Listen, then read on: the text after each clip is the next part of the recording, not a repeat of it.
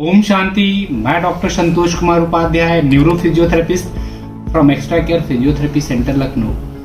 दोस्तों, आज हम लोग बात करेंगे क्रेनियोसैक्रल थेरेपी के विषय में। क्रेनियोसैक्रल थेरेपी का आज के डेट में बहुत ही बढ़िया रोल है। मैं लास्ट 3 ईयर से अपने क्लिनिक पे कर रहा हूँ क्रेनियोसैक्रल थेरेपी और बहुत ही अच्छा रिजल्ट है। एक्चुअली क्रेनियोसैक्रल थेरेपी की यदि मैं बात करूं तो ये एक हैंड्स ऑन जेंटल टेक्निक है। और अभी यदि मैं क्रेनियोसैक्रल का रोल की बात करूं तो ये बच्चों से, मतलब बर्थ वाले जो बच्चे हैं, बेबी है, वहां से लेके और जेनेटिक पेशेंट, जो बुजुर्ग लोग हैं जिनको टेंशन है, स्ट्रेस है, नींद नहीं आ रही है, इस तरह के कई सारे न्यूरोलॉजिकल केसेस में यूज करते हैं। बहुत ही एक्सीलेंट रोल है। क्रेनियोसैक्रल थेरेपी आज ऑल ओवर वर्ल्ड लगभग मैं बात करूं तो 1940 से यूज हो रही है। मैनुअल थेरेपी का पार्ट ये लगभग 1940 से है। विलियम जी सुदरलैंड ने 1940 में इसे डेवलप किया, तब से ये वर्ल्ड वाइड यूज हो रहा है। और इसका इतना अच्छा रिजल्ट है, यदि मैं बोलूं कि पेशेंट को हेडेक है, माइग्रेन है, इन सब चीजों में बहुत ही अच्छा रोल है। अब यदि मैं बात करता हूं कि ये क्रेनियोसैक्रल थेरेपी है क्या, बिकॉज ये बहुत ही नई चीज है मैनुअल थेरेपी में, तो एक थोड़ा सा मैं आपको एज ए एग्जांपल देना चाहूंगा कि हमारे शरीर में कई सारे रिदम है। जैसे कि आप देखेंगे हार्ट है, हार्ट से हमारा कौन सा सिस्टम चल रहा है? आर्टेरियल सिस्टम चल रहा है। यदि हार्ट पंप कर रहा है तो हमारे पल्स रेट पे यदि आर्टरी है तो यहाँ पे हम लोग इसको पल्पेट कर सकते हैं कि 1 मिनट में 70 टाइम से चल रहा है। यदि दिन भर में 24 घंटे में मल्टीप्लाई करें तो 1 लाख बार पल्स हमें फील हो रही है। इतनी मूवमेंट है जिसको हम यदि पल्पेट करना चाहें तो पल्पेट कर सकते हैं। इसी तरह दूसरी रिदम यदि मैं बात करूं तो वो है हमारी ब्रीदिंग, जो 12 से 16 बार हम सांस लेते हैं। जब हम सांस लेते हैं तो डायफ्राम का जो मूवमेंट होता है वो दिन भर में लगभग 20,000 बार होता है। इसी तरह एक और सिस्टम है जिसको आप फील कर सकते हैं या होता है बॉडी में, जैसे कि पेरिस्टाल्सिस बोलते हैं। खाना खाते हैं तो खाना फूड पाइप के थ्रू जो एब्डोमेन तक पूरा मूव करता है, वो भी तो एक सिस्टम है। सेम इसी तरह बॉडी के मूवमेंट को एक और सिस्टम है जिसको क्रेनियोसैक्रल रिदम बोलते हैं। एक और रिदम है जिसको हम फील कर सकते हैं और बॉडी के हर पार्ट में फील कर सकते हैं।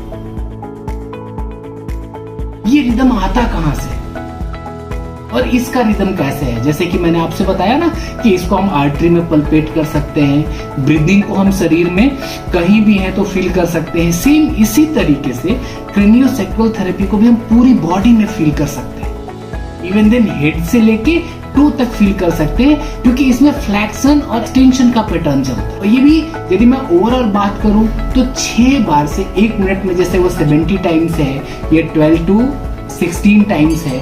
इसी तरह जो क्रेनियोसैक्रल रिदम है ये 6 बार से 12 बार 1 मिनट में होता है, जिसको हम इजीली फील कर सकते हैं। क्रेनियोसैक्रल थेरेपी के थ्रू जो डिसफंक्शन बॉडी में डेवलप हो जाता है, उस क्रेनियल रिदम के डिस्टर्ब होने से जो डिसफंक्शन डेवलप होता है, उसको हम कम कर सकते हैं। ये रिदम डेवलप कहां से होता है? तो जैसे कि हमारे बॉडी में ब्लड चल रहा है, ब्रीदिंग पैटर्न है, इसी तरह हमारे शरीर में एक और सिस्टम है CSF फ्लूइड, जो कोराइड प्लेक्सस से वेंट्रिकल्स होते हुए, सब आर्कनॉइड स्पेस होते हुए हमारे पूरे स्पाइन में मूव करता है। उस रिदम की वजह से क्रेनियोसैक्रल रिदम डेवलप होता है। अब बात आती है कि इससे डिसफंक्शन डेवलप कैसे होता है। यदि हम कोई भी स्ट्रेस लेते हैं या इमोशनल स्टेट्स की कंडीशन आती है या बहुत देर तक सोचते हैं, तो जो स्ट्रेस आता है वो एब्जॉर्ब कहाँ होता है? सबसे ज्यादा जो हमारे ब्रेन में मेनिंजेस है। जैसे आप देख रहे हैं कि कई सारे हमारे स्पाइनल कार्ड में भी ड्यूरामीटर, पायामीटर, कई सारे मेनिंजेस है।